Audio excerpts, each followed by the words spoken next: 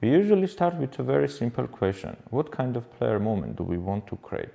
Not the feature, just the feeling.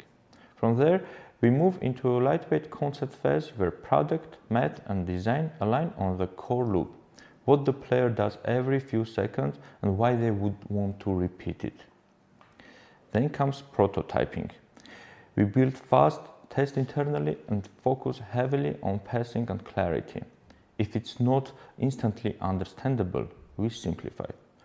After that, we move into full production, art, animation, sounds, and fine-tuning the math model. This is where the game starts to feel alive.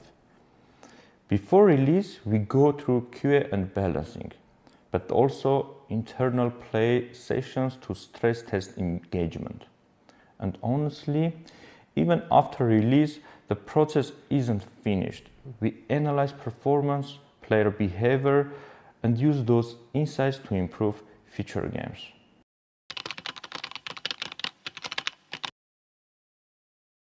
For us, simplicity is not about reducing features, it's about reducing friction. We try to make every action feel obvious, fast and rewarding. Players shouldn't need to learn the game, they should feel it immediately. The key is focusing on one strong idea per game, not 5. Then we build layers around that idea.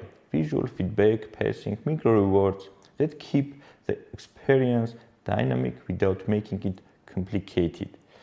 In short, we design for instant understanding, but long-term excitement.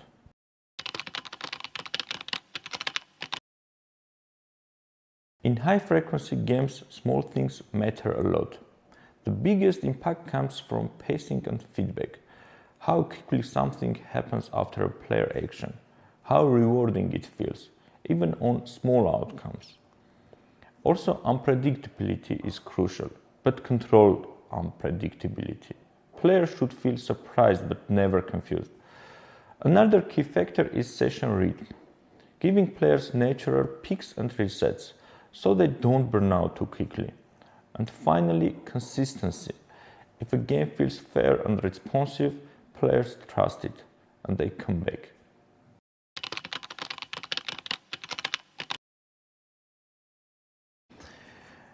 It's always a cross-functional effort.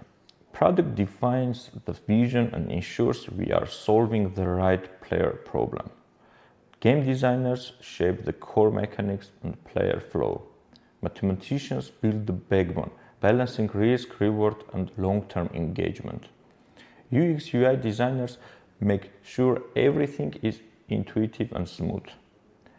Artists and animators bring personality and emotional impact.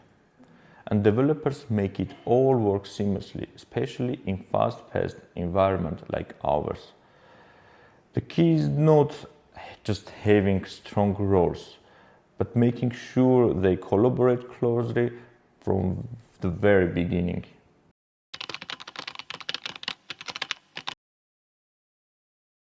I think platforms like iGamity are becoming very important for the industry.